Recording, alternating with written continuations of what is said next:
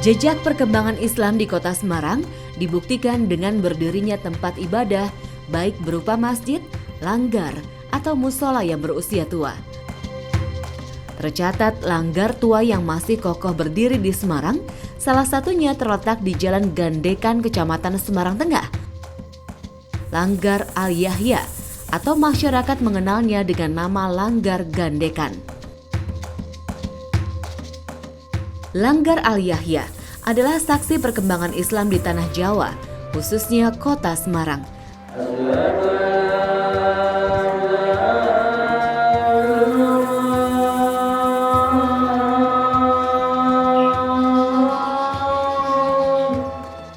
Tercatat Langgar Al-Yahya berusia lebih dari 200 tahun atau dibangun pada tahun 1815 sebelum Perang Diponegoro oleh seorang tuan tanah kaya bernama Taspirin. Langgar ini konon sering digunakan untuk acara pernikahan dan tradisi iring-iringan hingga kekauman. Namun kini, langgar berukuran tidak lebih dari 300 meter ini hanya digunakan sebagai tempat ibadah. Keberadaan langgar kuno yang berada di tengah kampung dengan mayoritas penduduk Tionghoa ini pun tetap mempertahankan keasliannya. Masuk ke Langgar Al-Yahya, kita akan melihat arsitektur langgar mirip dengan Masjid Demak dengan atap bertingkat 3. Terdapat ukiran Masjid Demak di pintu utama. Dan mustaka langgar berbentuk seperti candi Hindu berbahan tembaga. Lantai langgar terbuat dari jajaran kayu jati, sehingga saat berjalan akan menimbulkan suara khas. Daun jendela model panjang pun dipasang kaca berwarna bening, merah, kuning, dan hijau. Sementara kubah langgar berbentuk bunga. Di dinding atas ruang imam tampak kaligrafi berlafaz Allah dan Muhammad. Dengan plafon terlukis kaligrafi La ilaha illallah Muhammadur Rasulullah yang dilukis dengan bahan malam yang biasa digunakan untuk membatik. Sebagai tempat ibadah, Langgar Al-Yahya menjadi saksi bertoleransi agama di Semarang, khususnya wilayah Gandekan. Mengingat langgar ini berdiri di tengah komunitas warga Tionghoa yang saling menghormati dalam beribadah.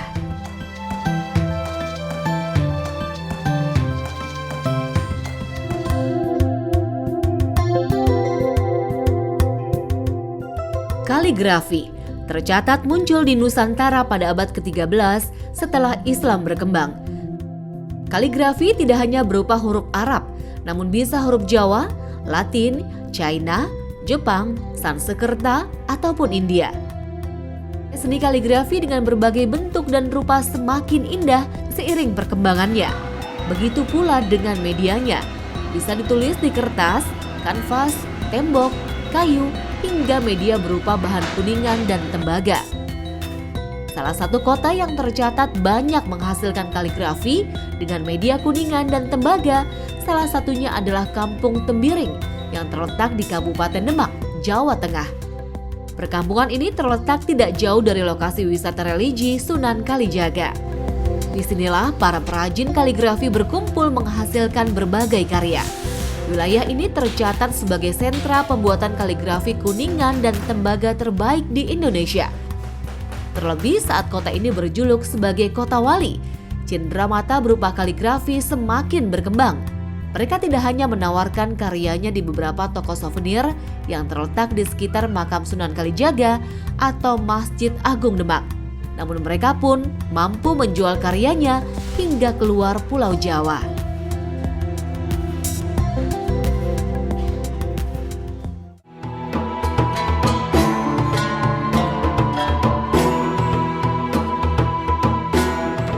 Beduk merupakan instrumen musik tradisional yang ditabuh layaknya gendang.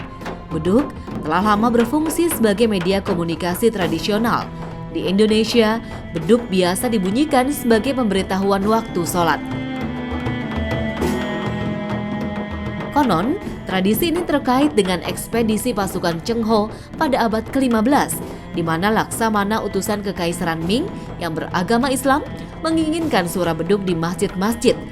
layaknya penggunaan alat serupa di kuil-kuil Buddha di China.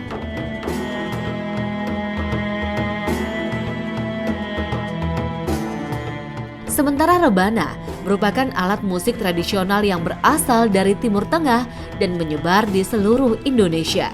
Rebana sering digunakan pada musik gambus, kasidah, ataupun hadroh.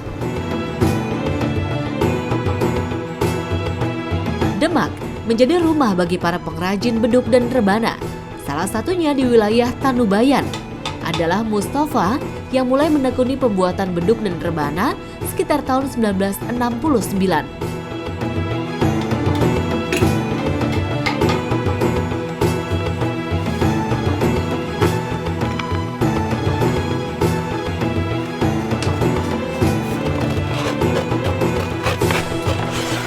Dalam pembuatan beduk dan rebana, dibutuhkan kayu, cat, dempul, pelitur, paku, dan kulit hewan seperti kulit kambing, sapi, kerbau, dan banteng.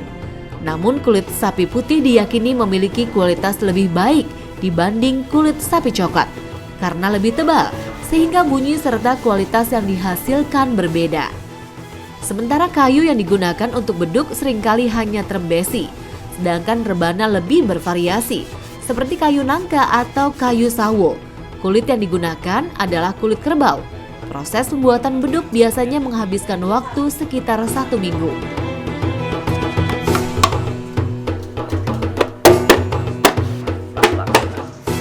Beduk buatan Mustafa ukurannya pun beraneka ragam, mulai dari diameter 60 cm hingga 1,6 meter.